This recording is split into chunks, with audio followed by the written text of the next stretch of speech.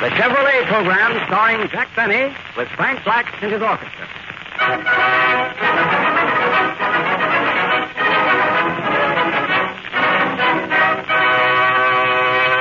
Frank Black opens the program with Roll Up the Carpet.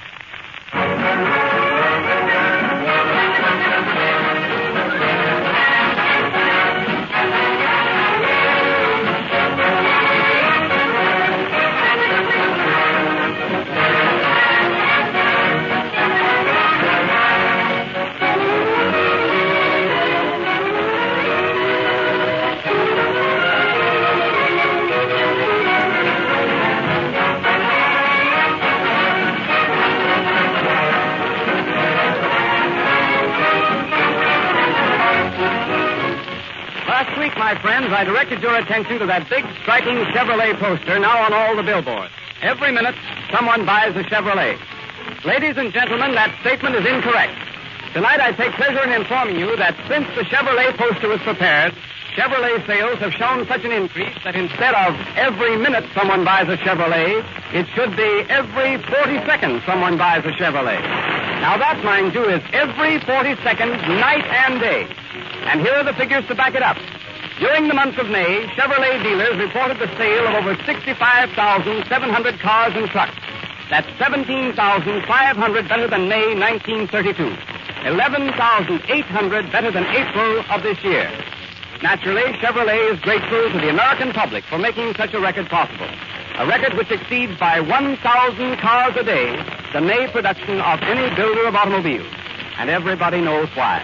Chevrolet is the only car giving Fisher bodies, no draft ventilation, fine performance, proved dependability, and unexcelled economy at prices as low as $445 FOB Flint. That's why, today, more than ever before, Chevrolet is the world's largest builder of automobiles.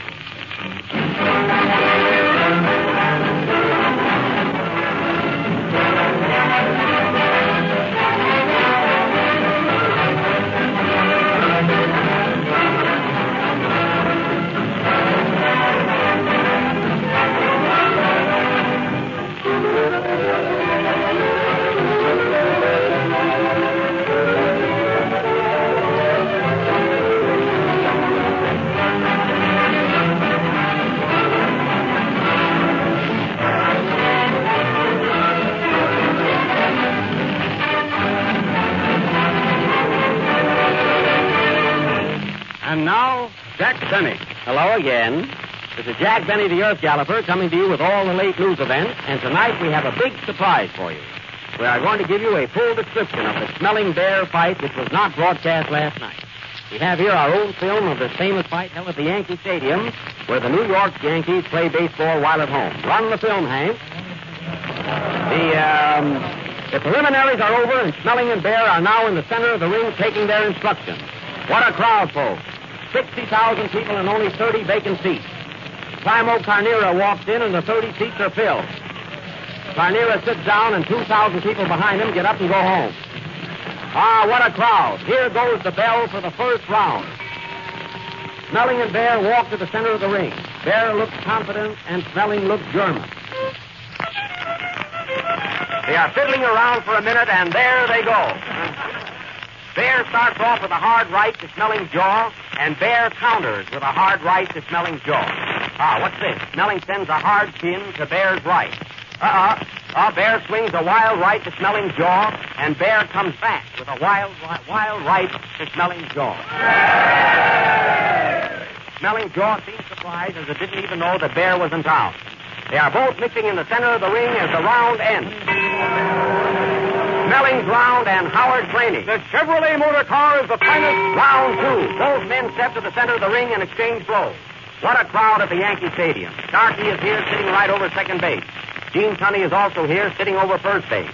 Bear sends a long left to Smelling, sending Starkey to third and Tunney to second. None out and Bear still at bat. What a game. In the outfield, we see Lefty Grove warming up for Germany, and Smelling still catching.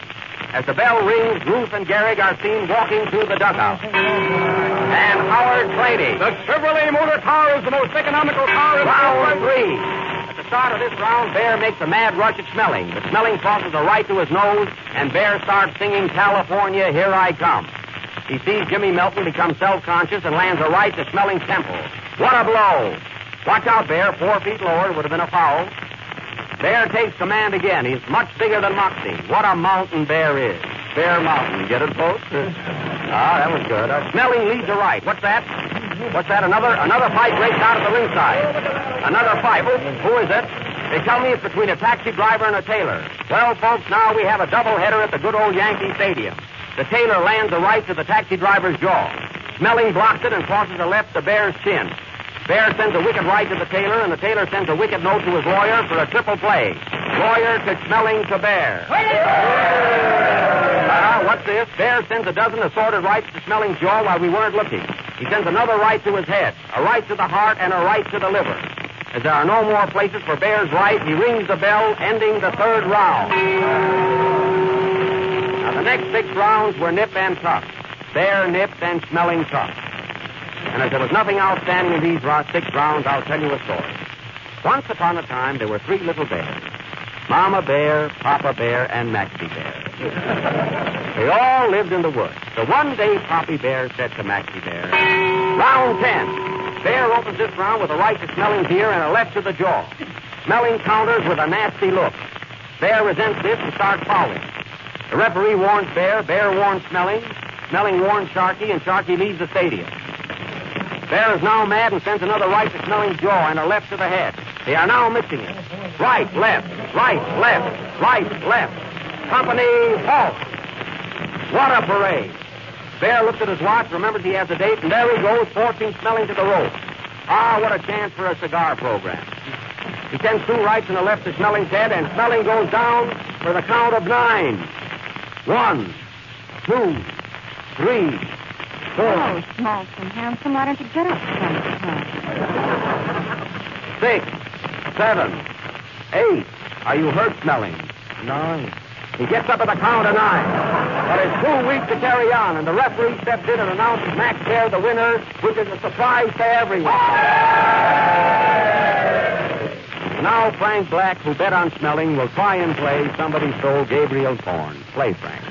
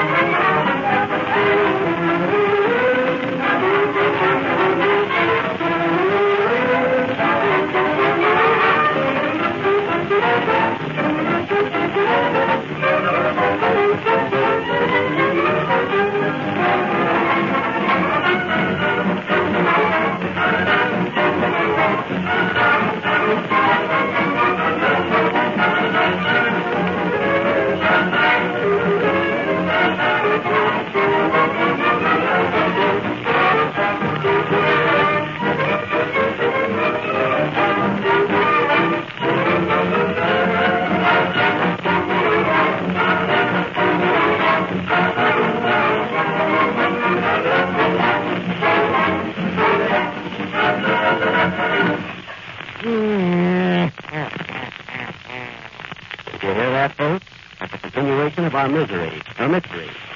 Who killed Mr. X? The great penthouse mystery. Now, for the benefit of our new listeners, let me give you a brief synopsis of what happened. Mr. X was found dead in his penthouse. He was discovered hanging in midair from a chandelier, dangling from a long rope. Mary, did you find out where the rope came from? Yes, Jack. It was on a garble with shoelaces. Get it? Oh, well, disregard that, huh? Now dim your lights, folks. Get ready for thrills, romance, adventure, and the boogeyman.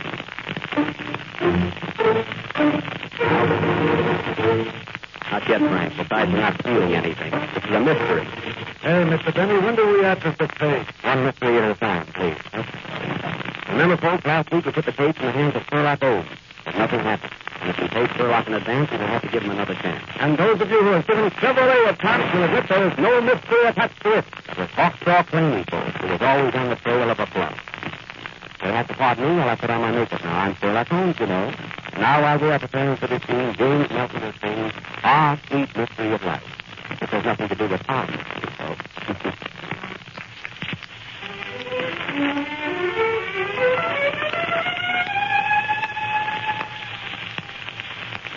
Ah, sweet mystery of life, at last I found thee. I know at last the secret of it all. All the longing, seeking, striving, waiting, yearning, the burning hope, the joy and idle tears that fall. For 'tis love and love alone the world is seeking. And it is love and love alone that can repay. Is the answer, is the end and all of living. For it is love alone that rules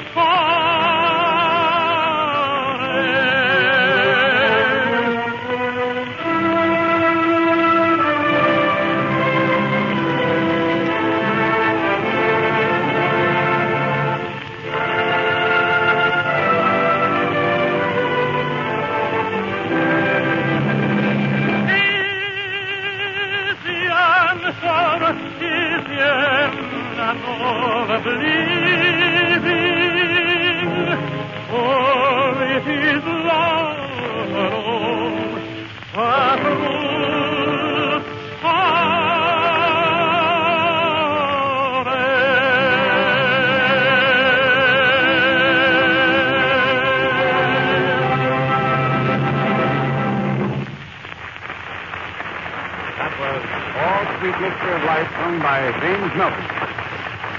And now we take you again to the study of Sherlock Holmes, who is working out some new clues in hopes for a speedy arrest of the murderer of Mr. X. The Home of Sherlock Holmes.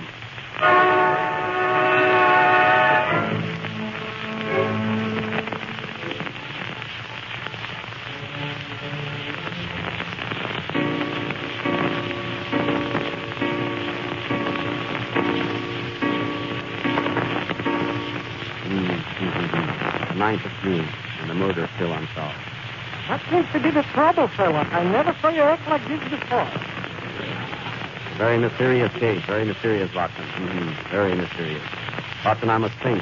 Bring me my piano. The finance company took it away this morning. Then give me my violin. It's no use. No use, Watson. I will never learn shuffle off the buckle. Then why don't you try Rochester or Albany? Albany, fine. How does it go? Albany. Why not take Albany? Watson, an idea just struck me. You couldn't loan me $10, could you? Sherlock, you're wonderful. How did you guess it? I felt it. Was there anybody here to see me today? Yes, 3 fellows. What's their names? Sir Arthur, Cohen, and Doyle. Very good, Watson. But you better let me get a laugh or you won't be on the program next week. That's elementary, Sherlock. Hello. This is Holmes in Boston, Incorporated. You want to speak to Mr. Holmes? Wait, I'll connect you with the bathtub. I'm not taking a bath, Mary. Well, you should be. Here, it's for you. Who is it? Mr. X, he wants to know how you're doing with his case. Give me that phone. Mr. X? Yes, we'll find the man who murdered you. Just keep your shirt on. Yes, you'll get a report. What's the address? All right. Goodbye. Put down the address, Mary. Box 32, Evergreen Cemetery. See, he lives right next door to my great-grandfather. Uh-huh. Mary, see who it is. Be on your toes, Watson. Who do you wish to see, sir? Mr. Holmes, I've got some news for you. Let him in. Well, young man, what can I do for you? I have a clue to the murder of Mr. X. You have a clue, eh? Who are you? I'm a stool pigeon. Oh, a stool pigeon, eh? Sit down. Mary, get him a stool. Here you are. Mr. Pigeon. Mary, lock the door. Close the window and pull down the blinds. Now tell me, who do you think killed Mr. X? Well, give me $5 and that's all I know. For $5, eh? Mary, have you... Certainly not. Watson. No. How much do you want to sell all? $5. Here's 50 cents. Just give me a rough idea. Well, you're a new customer. I'll take it. Now, what's your clue to the murder of Mr. X? Well, I saw a fellow flying over the penthouse less than a week ago. He looked very suspicious. He was flying over 200 miles an hour, and he didn't stop until he got to Oslo, Norway. Oslo, Norway. Yes, and when he turned around and saw me looking, he left quickly for Moscow. Yes. Go on. And as soon as I got to Moscow, he left for Siberia. How did you keep up with him? Don't tell anybody. Watson, a Chevrolet. Mary, a Chevrolet. It was a Chevrolet, folks, the most dependable car in the low-price field. And now, Mr. Pigeon, your face looks very familiar. What did you do before you became a stool pigeon? You... I thought so. Now, tell me one more thing. Did you get the name of this aviator? Yes. His name is Jimmy Mattern. Oh, Mattern, eh? Watson, put down that salami. Get me my aeroplane. There's no time to lose. We'll follow him to the ends of the world. But wait, fella, how did you figure he could have killed Mr. Eggs by flying over the penthouse? Well, I'll tell you, Watson. All those aviators carry sandwiches. Now, he may have had a three-decker sandwich and dropped it. And that would kill anybody. Fella, you're a bear. Watson, you're smelling. Get the aeroplane.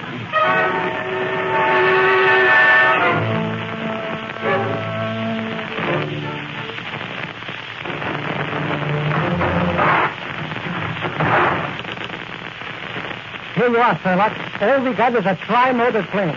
What's a tri-motor plane, Jack? Plane with 4 motors. Watson, spin the propeller.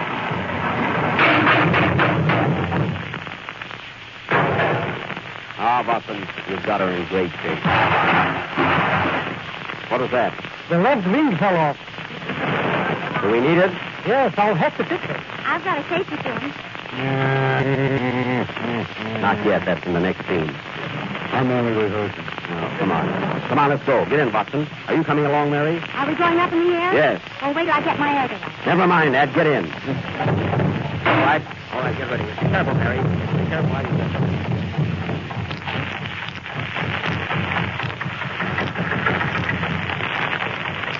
Happy landing!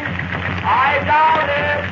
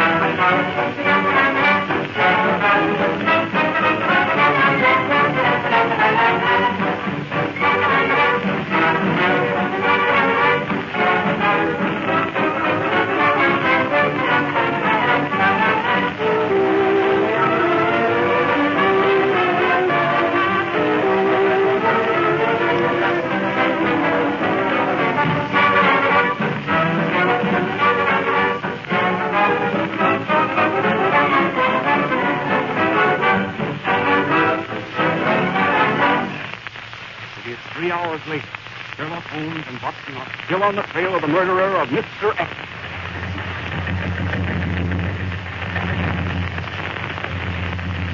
How fast are we going, Watson? 600 miles an hour. 600 miles, and I'm only in second. We're certainly going fast. What country is this we're passing? England. What country? You're too late. France. Look, Sherlock. Somebody left a sack lying on the ground. Pack nothing. It's the Eiffel Tower. Sherlock, you're telephone. Hallelujah, you're a bum. Watson, I'm afraid we're running out of gas. Don't worry. I just put a quarter in the meter. Good work. Look, we're crossing the Russian border. So quick. Remember, this is a half-hour program. Look up. Look, there's another airplane. You're right, Sherlock. Maybe that's the man we want. Get closer.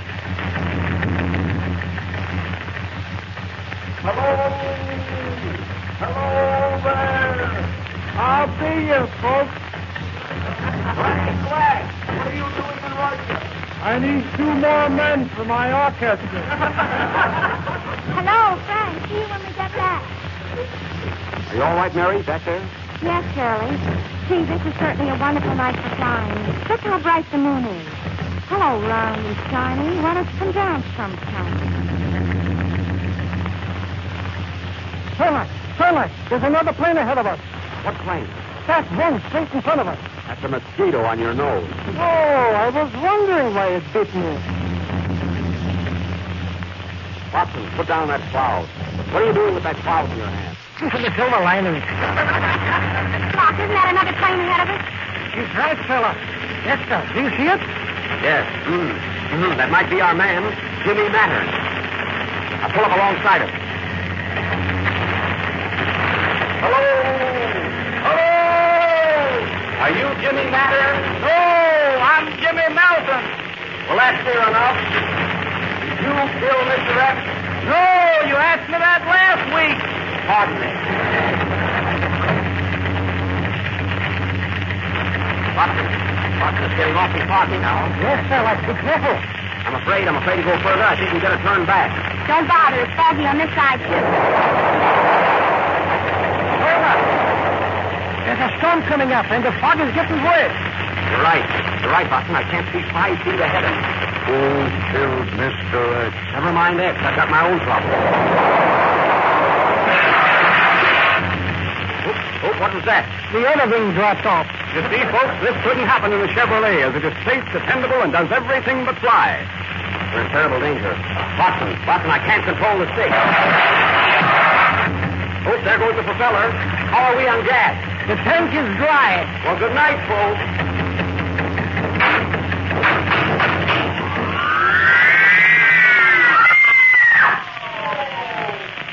And next week, ladies and gentlemen, we will continue our mystery. Who killed Mr. X?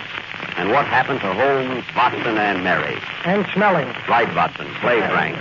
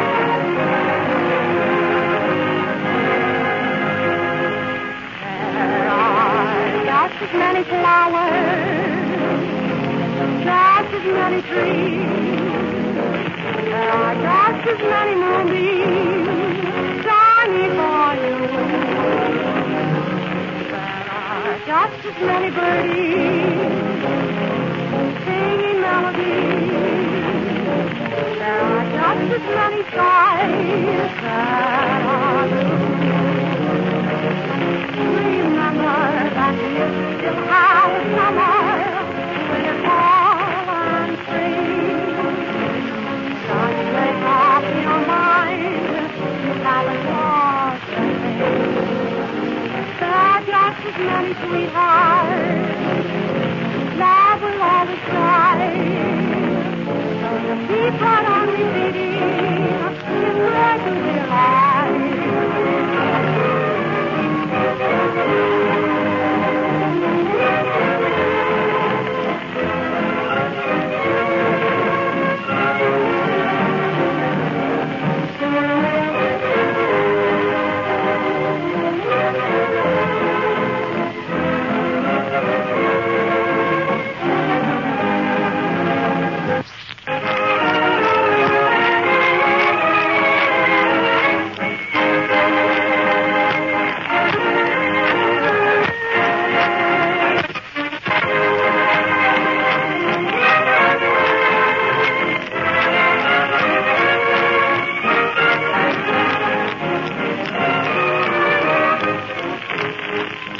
A century of progress exposition.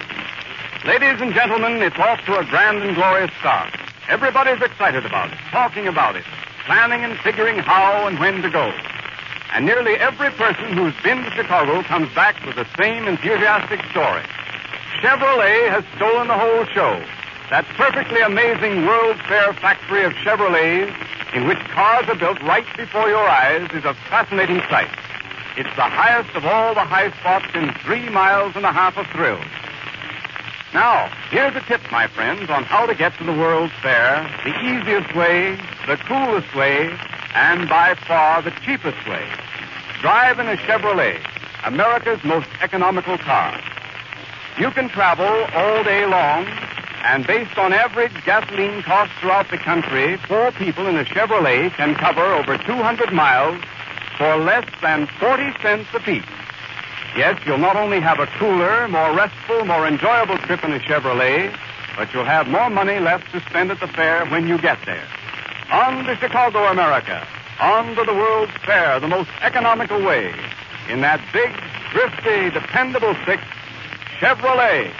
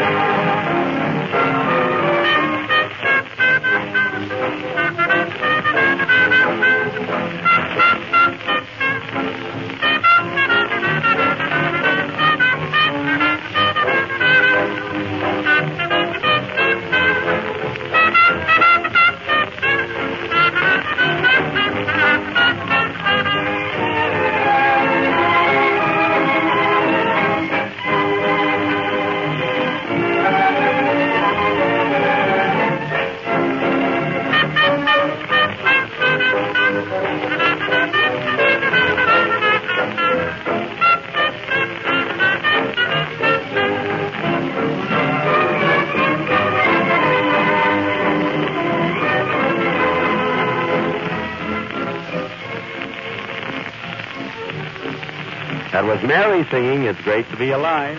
And don't forget to listen in next Friday, ladies and gentlemen, and follow our thrilling mystery, Who Killed Mr. X? Come on, Mary, I'll take you home now. I'm sorry, Jack. I have a date tonight. With whom? Oh, yeah? Well, he'll find out. Good night, folks. Come on, Shadow.